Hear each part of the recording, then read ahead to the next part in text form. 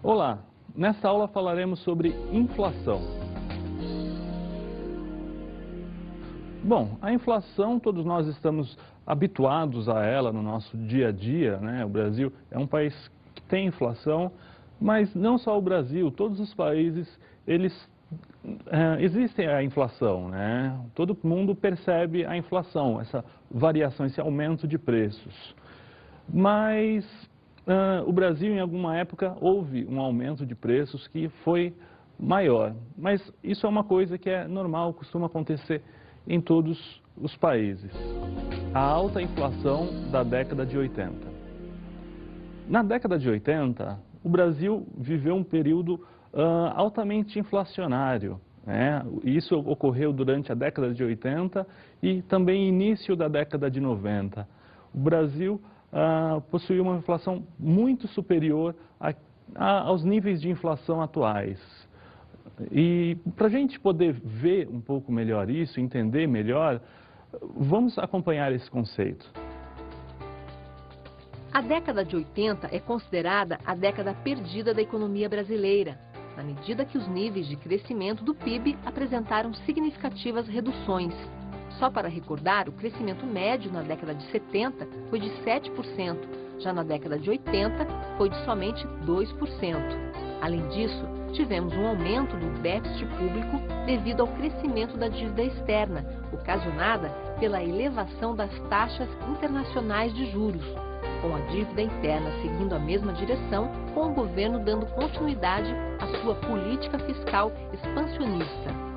Ainda para caracterizar a década de 80, podemos citar a escalada inflacionária que chegou no final de 89, perto do que podemos considerar como hiperinflação. Bom, nós vimos que a década de 80 ela é chamada na economia de a década perdida, né? Porque foi uma década que, além da alta inflação, ocorreram vários outros problemas na economia. Mas vamos nos concentrar apenas no que ocorreu com a inflação, né? Então a inflação foi muito alta, é chamada inclusive de hiperinflação, né? O que ocorreu exatamente no final da década de 80, né? E bem no início da década de 90. Então foi uma inflação extremamente alta. Para a gente ver melhor, vamos acompanhar um gráfico que mostra a inflação no Brasil ao longo de algum tempo. Bom, aqui nós vemos, neste gráfico, a inflação ao longo do tempo. Então, a inflação, a gente pode ver que no eixo vertical, nós temos exatamente a inflação, medida em porcentagem. Está indo de 0 até 80%. E no eixo horizontal, nós temos as datas, né? Então, começa em 1980, mês 1, e vai evoluindo até 2008, mês 1 também. Bom, ao longo desse período todo, a gente vê que a inflação variou bastante. Uma coisa interessante da gente observar é o que ocorre a partir de 1994, no meio mais ou menos de 1994. Daí para frente, a inflação ela é baixa, né? Ela é sempre inferior a 10%. Mas teve épocas que a inflação foi muito alta e o pico que nós vemos da inflação ocorreu em 1990. Né? A inflação chegou a níveis superiores a 80%. Bom, então, uma coisa interessante que a gente viu que a partir do meio de 1994 a inflação reduziu bastante. Então, isso aconteceu por causa do Plano Real. Então, desde que foi implantado o Real, a inflação reduziu bastante, né? Houve toda uma metodologia para que ele fosse implantado e, felizmente, deu certo e se atingiu o objetivo de reduzir a inflação. E o outro ponto importante que nós vimos foi a inflação extremamente alta, chegando a níveis superiores a 80% ao mês. Observando que depois de 94, a inflação está em níveis de cerca de 5% ao ano. Então, é uma diferença extremamente grande, né? 5% ao ano e 80% ao mês. Então imagine, com uma inflação de 80% ao mês, um aparelho de DVD, por exemplo, que hoje custe R$100, depois de um mês ele vai estar custando mais de R$180. Então é uma inflação extremamente alta, né? Depois que foi implantado o real, nós já não estamos tão acostumados com esses níveis de inflação. O que é inflação? Inflação a gente sabe que está relacionado ao aumento de preços. Mas, para uma melhor compreensão, vamos acompanhar o conceito. A inflação é o aumento persistente e generalizado no valor dos preços, onde esse aumento é contínuo.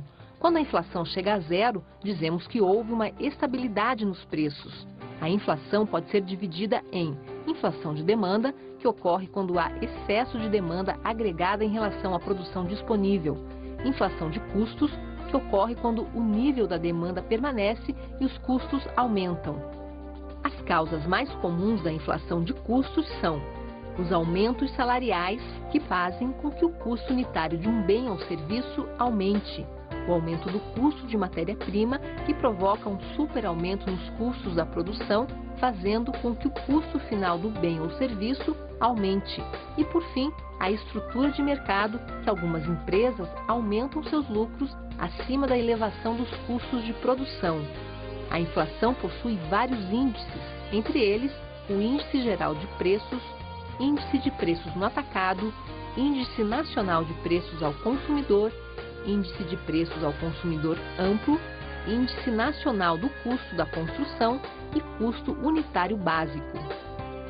Bom, então nós vimos que a inflação é um aumento generalizado de preços. Ou seja, quando o preço de diversos itens aumenta. Se o preço de simplesmente um produto aumentar, a gente não pode considerar isso como inflação. Bom, então é o aumento generalizado de preços. Agora, o nosso próximo objetivo vai ser saber como medir a inflação. Porque a gente já tem uma ideia do que é inflação, é o crescimento de preços. Mas agora, como medir? Para medir, a gente tem que tomar muito cuidado, porque a gente pode obter diversos valores diferentes. E, inclusive, acontece muito isso no Brasil, né? Existem vários índices de inflação e cada um obtém um valor diferente. Mas como obter um índice de inflação? Primeiramente, a primeira coisa que nós precisamos fazer é montar uma cesta de bens e serviços. Agora, o que é essa cesta? Nós vamos simplesmente imaginar um consumidor médio, aquele consumidor que a gente quer explicar. E a partir daí que a gente vai montar uma cesta, imaginando tudo que aquele consumidor utiliza no seu dia a dia e quais são seus gastos mensais. Bom, conseguindo montar essa cesta, aí sim a gente vai saber o preço dessa cesta. É claro que para saber o preço da cesta vai ser necessário fazer uma ampla pesquisa de mercado. Primeiramente, você já tem que fazer uma pesquisa para conseguir tomar uma decisão de quais são os bens que deverão ser inseridos nessa cesta. Depois você precisa fazer a pesquisa de mercado para saber o preço. E essa pesquisa é feita constantemente com o objetivo de sempre estar atualizando e você conseguir obter um índice de inflação. Portanto, a inflação mede o crescimento médio nos preços. Exatamente, como você fez uma cesta incluindo diversos itens, portanto, o que a inflação mede é exatamente o crescimento. É isso que está medindo a inflação. Os índices de inflação. Existem vários índices de inflação. Qual a diferença entre esses vários índices de inflação? Então, cada índice de inflação tenta explicar a inflação percebida por um determinado tipo de consumidor. Então, se nós queremos explicar a inflação percebida pelo consumidor final, nós vamos ter que incluir itens como alimento, transporte, aluguel, coisas desse tipo. Mas muitas vezes nós estamos interessados em explicar a inflação percebida pelos comerciantes, pelas empresas, alguma coisa assim. Então existe um índice que mede exatamente isso, né? Mede a inflação percebida pelo atacado, né? Então, a cesta de bens que estão ali é completamente diferente da cesta de bens que o consumidor final tem. E não só a cesta, mas também onde esses índices são pesquisados, né? Então, para o consumidor final, certamente você vai fazer pesquisa num supermercado e coisas desse tipo. Mas se você está analisando a inflação percebida pelas empresas, então provavelmente você vai ter que ir nos atacados e ali, então simplesmente ir nas indústrias e nos lugares que vendem matéria-prima e coisas desse tipo e obter o preço das matérias-primas e através da variação você obtém a inflação. Mas por que é que diferentes consumidores percebem a inflação de forma diferente? Então, alguns acham que a inflação foi mais alta, outros acham que a inflação foi mais baixa no mesmo período de tempo. Então, isso acontece justamente devido à cesta de bens que cada um consome, né? Então, tem gente que vai perceber mais o aumento dos combustíveis do que outro, né? Porque tem épocas que combustível aumenta muito, mas se esse aumento de preço dos combustíveis não for imediatamente passado para o transporte público, então o que acontece é que quem consome gasolina diretamente, então vai estar percebendo uma inflação mais alta, mas quem usa o transporte público não. Mesma coisa acontece com alimentos. Então muitas vezes os alimentos sofrem um aumento muito grande de preços. Quando isso acontece, quem que vai perceber mais esse aumento? Será que são as pessoas de maior poder aquisitivo ou menor poder aquisitivo? Certamente, quem vai perceber mais isso são as pessoas de menor poder aquisitivo, porque para essas pessoas, alimento consome uma parte maior do seu salário, da sua renda. Para as pessoas de maior poder aquisitivo, não.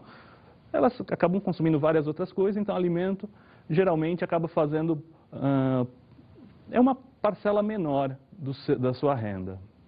Então, no geral, existem índices que consideram rendas de até tantos salários mínimos e, a partir daí, é definida uma cesta de bens e serviços e, a partir dessa cesta, sim,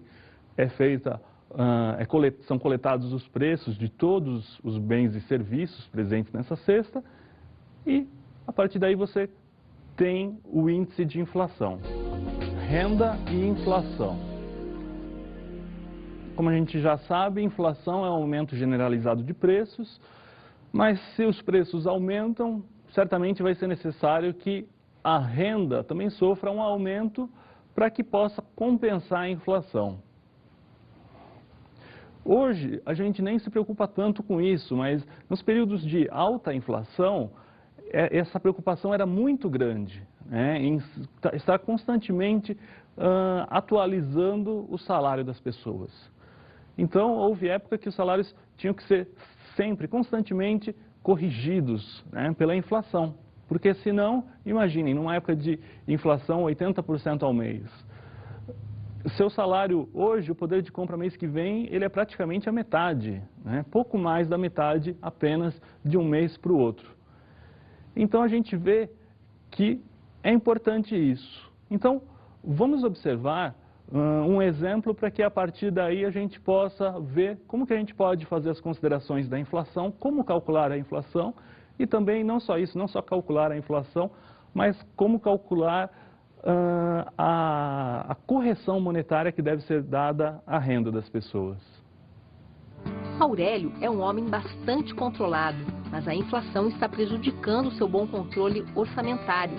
No último mês, ele gastou R$ 955 e conseguiu guardar o restante do seu salário. Neste mês, ele comprou exatamente as mesmas coisas e gastou R$ 1.003, sobrando uma quantia menor para ser aplicada, pois o seu salário não foi reajustado. Ele quer saber quanto deve ser o aumento salarial para que o seu salário acompanhe a inflação que ele está percebendo. Bom, a gente viu aí Aurélio. Aurélio, ele é uma pessoa controlada, tem as suas finanças bem controladas, mas ele está com um problema, a inflação.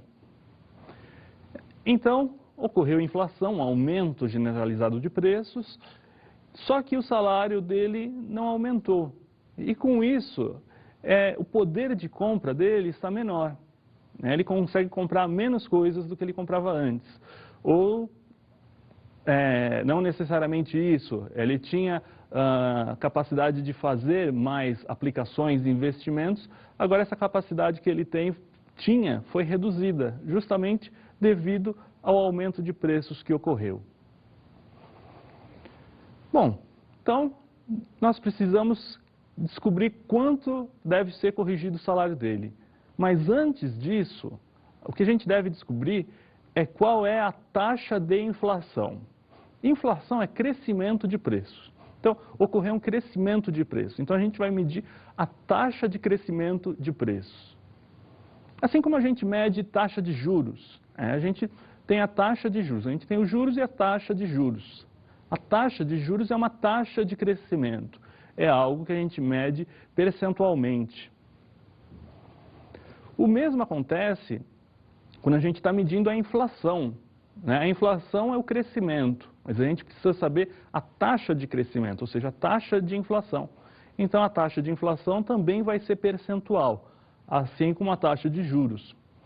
E o seu cálculo é bastante parecido, porque quando a gente calcula a taxa de juros, a gente usa a fórmula dos juros compostos. Então, a gente tem que utilizar, para a gente descobrir a taxa de inflação, a gente tem que saber o valor futuro, o valor presente e o período de tempo. Então, é isso que nós vamos fazer agora. Vamos usar essas informações que nós dispomos, a partir da cesta de bens que foi formada por Aurélio, e a partir daí a gente vai descobrir a taxa de inflação que ele está percebendo. Vamos lá. A taxa de inflação ela é calculada da mesma forma que a taxa de juros e o seu valor é calculado da seguinte forma. Nós temos aí F, que é o valor futuro, dividido por P, que é o valor presente, elevado a 1 sobre N, onde N é o prazo que foi feito, que a gente está considerando a inflação, o crescimento de preços, menos 1. Substituindo os valores nessa fórmula, a gente tem que a taxa de inflação é o valor futuro, é R$ 1.003, o valor presente R$ 955, o N, o período é 1, porque é um mês, e menos 1. Fazendo as contas a partir daí, a gente obtém que a taxa de inflação é de 5,03% ao mês. Bom, então nós vimos aí a taxa de inflação percebida por Aurélio. Mas observe o seguinte, a taxa de inflação que ele está percebendo, uma outra pessoa poderia perceber uma outra taxa de inflação, porque cada pessoa tem a sua própria cesta de bens e serviços. A gente está usando a cesta de bens e serviços dele. E aí, com isso, a gente obteve esse valor para a inflação, que é de 5,03% ao mês. Bom, agora o que ele quer saber a gente precisa saber qual foi a desvalorização do salário dele. Então, a renda dele sofreu uma perda de valor. E quanto foi essa perda de valor? A gente poderia pensar que a perda de valor foi de 5,03%, mas não, esse não é. Isso é o valor da inflação, que não é igual o valor da perda salarial, a perda da remuneração. Só para ilustrar, imagine que houve um aumento de preços de 100%. Então, será que a redução do meu poder de compra foi de 100%? Não, claro que não, porque se fosse de 100% eu não conseguiria comprar mais nada. Então, se houve um aumento de 100% nos preços, então os preços dobraram. Então, o meu poder aquisitivo reduziu a metade, se o meu salário não subiu. Então, a gente vê que um aumento, uma inflação de 100%, acaba acarretando numa perda de renda de 50%. Agora, vamos acompanhar esses valores para o caso de Aurélio. A taxa de desvalorização é dada por a taxa de inflação dividido por 1 mais a taxa de inflação.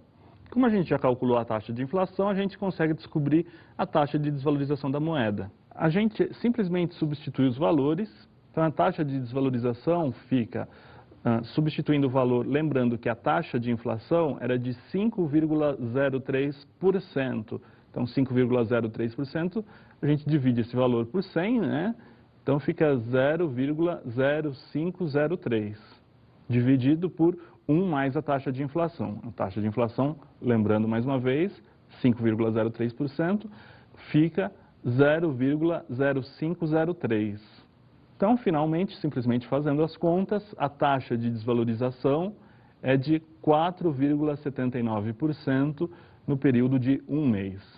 Nós vimos, então, que uma taxa de inflação de 5,03% em um mês resultou numa desvalorização da moeda ou da renda de Aurélio que foi dada por 4,79% ao mês. Então é interessante notar isso, que a taxa de desvalorização, ela possui um valor que é sempre menor do que a taxa de inflação, né? Quando a inflação foi de 100%, a desvalorização da moeda foi de apenas 50%.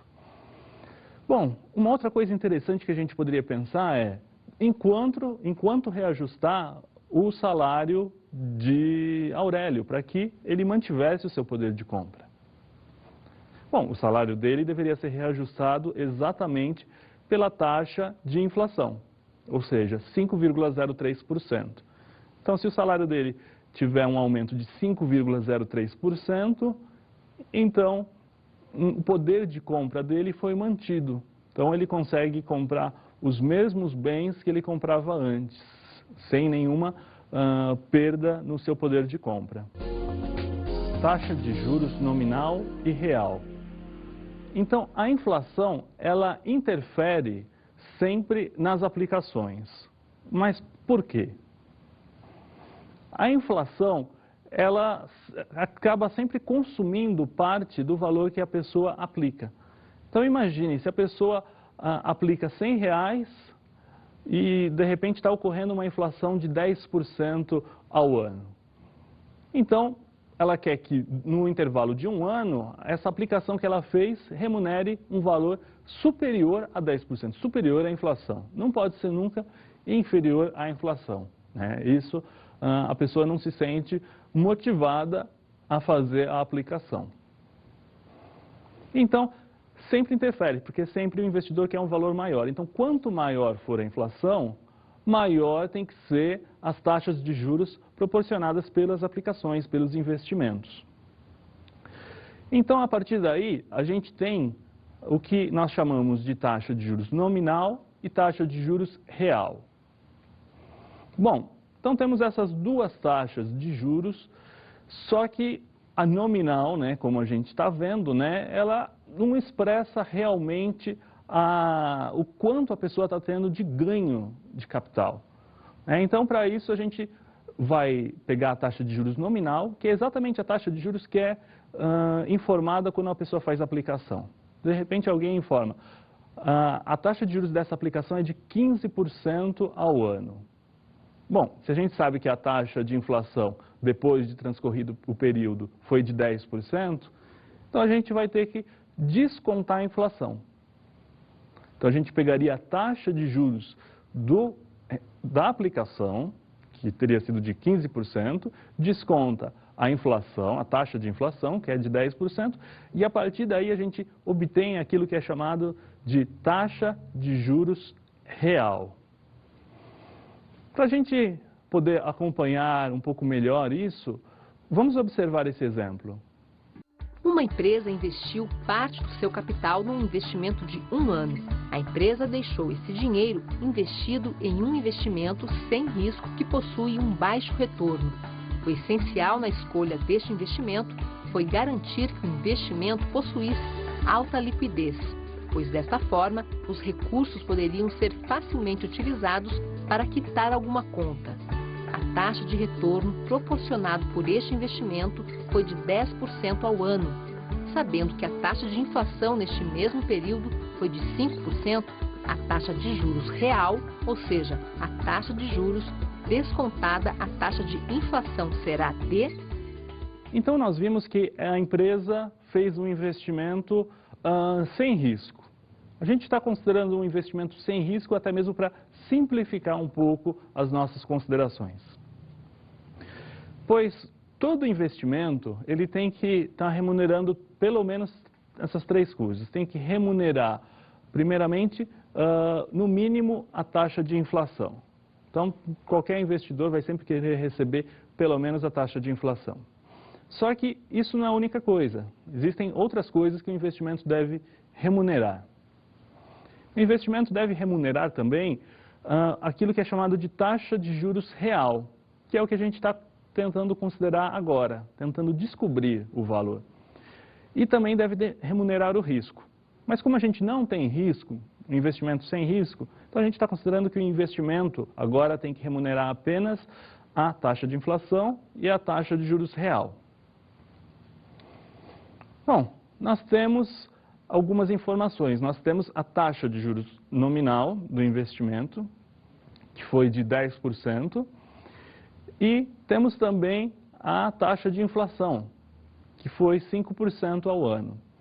A partir desses dois valores, nós queremos obter a taxa de juros real. Então, o que a gente vai ter que fazer é simplesmente pegar a taxa de juros nominal e descontar a taxa de juros, ou melhor, a taxa de inflação. Então, se a gente for fazer isso, taxa de juros nominal descontando a taxa de inflação, a gente obtém a taxa de juros real. Agora, a questão é como fazer esse desconto, como descontar uma taxa da outra. A gente poderia pensar simplesmente em subtrair uma fórmula da outra, uma taxa da outra. Se a gente fizesse isso, a gente ia pegar 10 menos 5 e obter 5. Ia falar, a taxa de juros real foi de 5% ao ano. Mas não é bem assim. O que a gente vai ter que fazer agora é utilizar a fórmula de Fisher. A fórmula de Fisher é uma fórmula que relaciona exatamente isso, relaciona essas três coisas, taxa de juros nominal, a taxa de juros real e a inflação. Vamos observá-la. Então, nós temos aqui que 1 mais a taxa de juros nominal, I, é igual a 1 mais a taxa de juros real, R, vezes 1 mais a taxa de inflação, Q. Bom, então nós vemos que a taxa de juros nominal não é uma soma das duas outras taxas. Nós poderíamos pensar que seria a soma da taxa de inflação mais a taxa de juros real. Mas não, a gente vê que é uma composição das duas taxas. Na sequência, o que nós queremos descobrir é a taxa de juros real. As duas outras nós temos. Então, nós vamos isolar a taxa de juros real. Então, primeiramente, como a gente tem aquele termo 1 mais Q, onde Q representa a taxa de inflação, está multiplicando o termo 1 mais R, ele vai passar dividindo.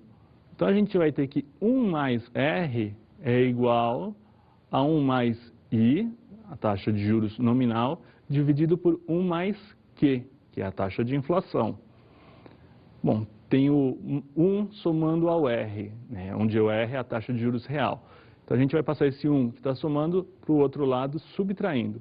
Então, a gente tem que a taxa de juros real é igual a 1 mais I, que é a taxa de juros nominal, dividido por 1 mais Q, taxa de inflação, menos 1. Agora, substituindo os valores. R, que é a taxa de juros real, é igual a 1 mais 0,10. A taxa de juros nominal era de 10%. 10% é o mesmo que 0,10. Dividido por 1 mais a taxa de inflação. Como a taxa de inflação é de 5% ao ano, então a gente tem aí 0,05, que é o mesmo que 5%. A partir daí, a gente faz essa conta, então a taxa de juros real é de 4,76% ao ano. Bom, então o que nós vimos até aí é que a taxa de inflação era de 5% ao ano, né, e a taxa de juros nominal 10% ao ano. Isso fez com que a taxa de juros real ficasse reduzida, né, e como a gente viu, reduziu mais do que a gente esperava. A redução não foi que a taxa de juros real foi de 5% ao ano, mas sim de 4,76%. Então foi essa a remuneração do capital. E isso a gente pode entender como o aumento do poder de compra. Então o aumento do poder de compra desse investidor ele não aumentou em 5%, mas em 4,76%. Para o investidor, o que seria mais interessante? Que inflação seria mais interessante? Seria mais alta ou mais baixa? Certamente mais baixa, né? Quanto mais baixa fosse a inflação, maior seria a taxa de juros real. Porque quando ele fez o investimento, era um investimento chamado pré-fixado, né? Com a taxa pré-fixada. Ou seja, ele já sabia a taxa de antemão. Então ele já sabia que a taxa era de 10%. Né, ao longo de um ano. Então ele sabia que se ele aplicasse R$100 hoje, iria receber 110 daqui a um ano. Mas ele não sabia qual vai ser a inflação. A gente não sabe qual vai ser a inflação futura. A gente pode ter uma expectativa, uma certa esperança de quanto que vai ser, mas saber o valor da inflação no futuro a gente não sabe. Então, o que o investidor quer é que a inflação seja o menor possível. Porque se a inflação fosse zero, o que ele obteria seria uma taxa de juros real que é exatamente igual à taxa de juros nominal, né? Então a taxa de juros real dele seria exatamente de 10%. Mas existe ainda uma outra possibilidade. Observem que a inflação pode ser negativa, né? Que é chamado de deflação. Isso não é muito comum, às vezes acontece, mas a gente não está muito acostumado a isso. Alguns países às vezes observam isso, a ocorrência de deflação. Para o investidor seria excelente, porque a partir daí ele teria um rendimento maior ainda, porque a inflação, pelo fato dela ser negativa, só o fato dela ser negativa, se você ficar com dinheiro parado, seu poder de compra já aumentou. E com a aplicação, então certamente a taxa de juros real dele seria superior a 10%. Os diversos índices de inflação. Bom, então resta ainda uma pergunta nessa aula. Por que existem tantos índices de inflação no Brasil? Bom, o culpado disso certamente foi a inflação, né? A alta inflação que existiu principalmente na década de 80 e início da década de 90. Então, mas por que a inflação fez com que existissem tantos índices de inflação? Bom, o que acontecia? Todo mês era necessário que se soubesse já com antecedência qual tinha sido a inflação do mês anterior. Então, por exemplo, no mês de janeiro, as pessoas já queriam saber, já no início, assim, no dia 1º, dia 2, que seja, já queriam saber qual tinha sido a inflação no mês de dezembro. E assim por diante. Só que isso não é tão rápido, né, todo esse processo, porque primeiro tem que ser feito o levantamento de preços, depois é feita uma análise estatística, são feitas algumas contas, para que depois seja divulgado. Então isso aí necessita de alguns dias. Então, por causa disso, foram criados índices que não eram calculados do dia 1 de um mês ao dia 1 do outro mês. Eles eram calculados em períodos diferentes. Então surgiram índices calculados entre o 25 de um mês e 25 do outro. Ou 20 de um mês, 20 do outro. 15 de um mês, 15 do outro. Porque muitas vezes você precisava ter a informação rápido. E às vezes você precisava saber até mesmo antes de iniciar o mês. Então muitas vezes uma empresa precisava estar corrigindo o salário dos seus funcionários, mas ela precisava saber antes de iniciar o mês o quanto que ia ser a correção. Então, o índice de inflação, por exemplo, de dezembro, né, que deveria ser informado no início de janeiro, isso não era suficiente. Então, ele precisava ser informado já no final de dezembro, para que as empresas pudessem se preparar e pagar corretamente seus funcionários. Então, por isso que existem tantos índices de inflação.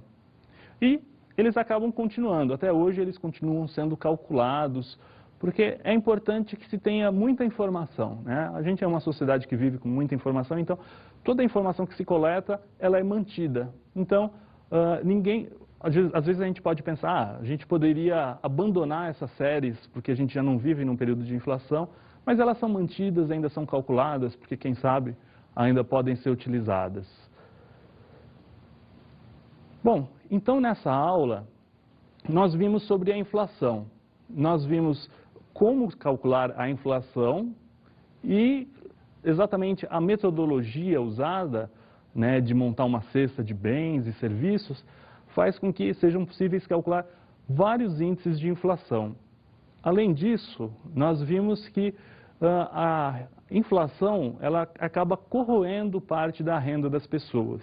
Então é necessário que haja uma correção, né, sobre essa renda que seja exatamente igual à inflação.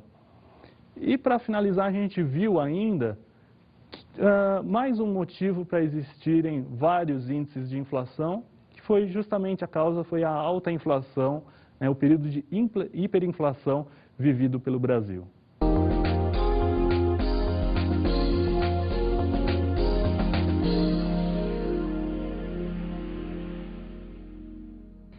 Bom, para um bom aprofundamento dos seus estudos sobre a inflação, seguem duas referências. A primeira delas é Matemática Financeira, Aplicações, Análise de Investimentos. O autor é o Carlos Patrício Samanez e o capítulo para leitura é o capítulo 9, cujo título é Cálculo Financeiro em Contexto Inflacionário.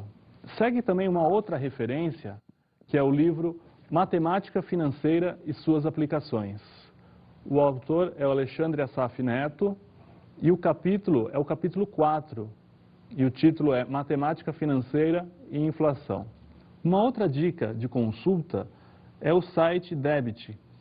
Nesse site é necessário fazer um breve cadastro e a partir de então você pode estar utilizando uma certa calculadora financeira que na verdade é uma calculadora onde você põe o valor de um determinado bem numa data e ele faz a correção monetária disso. E ele faz a correção por diversos índices. Você escolhe o índice que seja mais adequado para você e você pode estar calculando, né? Na verdade, o próprio site ele calcula para você, ele dá essa informação.